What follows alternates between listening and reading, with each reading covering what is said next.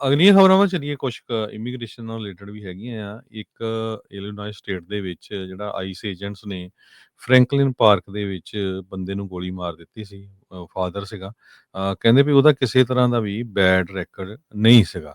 ਸਿਰਫ ਉਹਦੇ ਕੋਲ ਇੱਕ ਮਾਈਨਰ ਟ੍ਰੈਫਿਕ ਵਾਇਲੇਸ਼ਨ ਸੀ ਤੇ ਡਿਪਾਰਟਮੈਂਟ ਆਫ ਹੋਮਲੈਂਡ ਸਿਕਿਉਰਿਟੀ ਤੇ ਯੂਐਸ ਇਮੀਗ੍ਰੇਸ਼ਨ ਕਸਟਮ ਤੇ ਐਨਫੋਰਸਮੈਂਟ ਨੇ ਕਿਹਾ ਵੀ ਸਿਲਵਰੋ ਵਿਲੇਗਸ ਗੋਨਜ਼ਾਲਸ ਨੂੰ ਉਹ ਟਾਰਗੇਟ ਕਰ ਰਹੇ ਸੀ ਅਰੈਸਟ ਕਰਨ ਦੇ ਲਈ।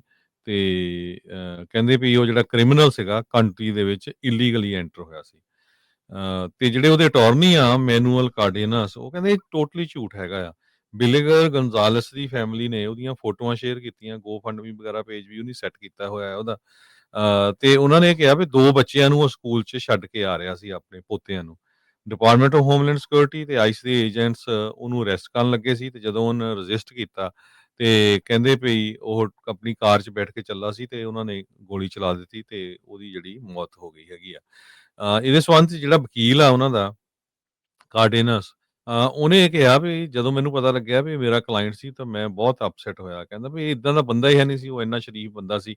ਤੇ ਉਹਨਾਂ ਨੇ ਸਿਰਫ ਜਿਹੜੀਆਂ ਉਹਦੇ ਕੋਲ ਟ੍ਰੈਫਿਕ ਵਾਇਲੇਸ਼ਨ ਸੀਗੀਆਂ ਬਿਟਵੀਨ 2010 ਤੇ 2019 ਦੇ ਵਿੱਚ ਸਪੀਡਿੰਗ, ਇੱਕ ਐਕਸਪਾਇਰਡ ਡਰਾਈਵਿੰਗ ਲਾਇਸੈਂਸ ਨਾਲ ਚਲਾਉਂਦਾ ਸੀ, ਇੱਕ ਵਾਰੀ ਉਹਦੇ ਕੋਲ ਇੰਸ਼ੋਰੈਂਸ ਨਹੀਂ ਸੀ, ਇੱਕ ਵਾਰੀ ਉਹਦੇ ਜਿਹੜੇ ਬੱਚੇ ਨੂੰ ਨਾਲ ਲੈ ਕੇ ਜਾ ਰਿਹਾ ਸੀ ਉਹਦੇ ਸੀਟ ਬੈਲਟ ਨਹੀਂ ਸੀ। ਸੋ ਹੁਣ ਇਦਾਂ ਦੀਆਂ ਚੀਜ਼ਾਂ ਦੇ ਉੱਤੇ ਵੀ ਜਿਹੜੇ ਆ ਲੋਕ ਅਰੈਸਟ ਹੋ ਰਹੇ ਆ ਤੇ ਜੇ ਉਹ ਮਾੜਾ ਮੋਟਾ ਹੁਣ ਨਾ ਕੀਤੀ ਹੋਊਗੀ ਤੇ ਉਹਨੂੰ ਗੋਲੀ ਨਾਲ ਮਾਰ ਦਿੱਤਾ ਗਿਆ।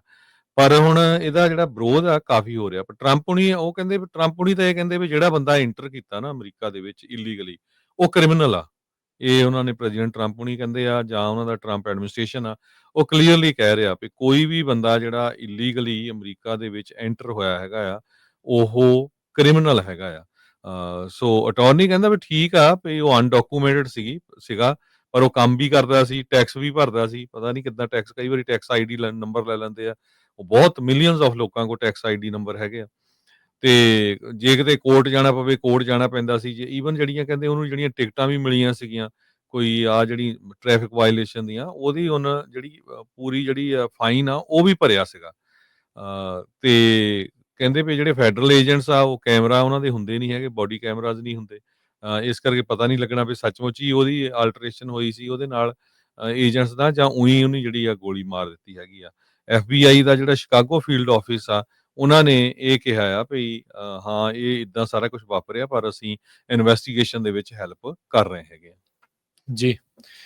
ਇਸ ਤਰੀਕੇ ਦੇ ਨਾਲ ਫੜੋ ਫੜਾਈ ਵਾਲੀਆਂ ਖਬਰਾਂ ਜਿਹੜੀਆਂ ਹਰਜੋਤ ਸਿੰਘ ਜੀ ਇਮੀਗ੍ਰੇਸ਼ਨ ਦੀਆਂ ਬਹੁਤ ਜਿਹੜੀਆਂ ਉਹ ਆ ਰਹੀਆਂ ਆ। ਕੁਝ ਦਿਨ ਹੀ ਹੋਏ ਆ ਅਜੇ ਸੁਪਰੀਮ ਕੋਰਟ ਨੇ ਇਹ ਫੈਸਲਾ ਸੁਣਾਇਆ ਸੀਗਾ ਵੀ LA ਸਾਈਡ ਦੇ ਵਿੱਚ ਜਿਹੜੇ ਆਈਸ ਦੇ ਛਾਪੇਮਾਰੀ ਆ ਉਸ ਨੂੰ ਉਹ ਕੰਟੀਨਿਊ ਰੱਖ ਸਕਦੇ ਆ। ਇਸ ਵੀਕਐਂਡ ਦੇ ਉੱਤੇ ਅਟਰਨੀ ਟਿਕੈਣਾ ਹੋਣਾ ਦੇ ਨਾਲ ਕਾਫੀ ਲੰਮੀ ਚੌੜੀ ਇਸ ਦੇ ਬਾਬਤ ਸੁਪਰੀਮ ਕੋਰਟ ਦੇ ਇਸ ਫੈਸਲੇ ਨੂੰ ਲੈ ਕੇ ਜਿਹੜੀ ਉਹ ਗੱਲਬਾਤ ਹੋਈ ਹੈ। ਜਿਹੜੇ ਮਿਸ ਕਰ ਗਏ ਆ ਉਹ ਜ਼ਰੂਰ ਜਿਹੜੀ ਉਹ ਸੁਣਿਓ ਵੀ ਕੀ ਇਸ ਤੇ ਜਿਹੜੇ ਆ ਉਹ ਅਸਰ ਹੋਣਗੇ।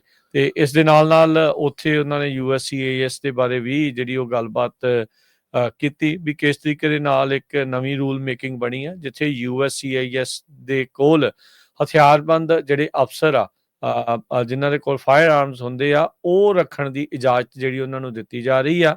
ਤੇ ਇਹਨਾਂ ਦੀ ਕੋਸ਼ਿਸ਼ ਇਹ ਹੋਣੀ ਆ ਵੀ USCIS ਦੇ ਵਿੱਚ ਜਿਹੜੇ ਕੇਸ ਲੱਗਦੇ ਆ, ਉੱਥੇ ਜੇ ਉਹਨਾਂ ਨੂੰ ਲੱਗਦਾ ਹੈ ਵੀ ਹਾਂ ਭਾਈ ਇਹ ਬੰਦਾ ਝੂਠਾ ਆ ਜਾਂ ਨੇ ਕੋਈ ਗਲਤ ਇਨਫੋਰਮੇਸ਼ਨ ਭਰੀ ਆ ਜਾਂ ਉਹਨਾਂ ਨੂੰ ਕਿਸੇ ਵੀ ਤਰੀਕੇ ਦਾ ਸ਼ੱਕ ਹੁੰਦਾ ਆ ਤੇ ਉੱਥੇ ਉਹਨਾਂ ਦੇ ਅਸਾਈਲਮ ਨੂੰ ਰੱਦ ਕਰਦੇ ਹੋਏ ਐਪਲੀਕੇਸ਼ਨ ਨੂੰ ਰੱਦ ਕਰਕੇ ਨਾਲ ਦੇ ਨਾਲ ਹੀ ਉਹਨਾਂ ਨੂੰ ਐਕਸਪੈਡਾਈਟਡ ਰਿਮੂਵਲ ਦੇ ਵਿੱਚ ਪਾਇਆ ਜਾ ਸਕੇ।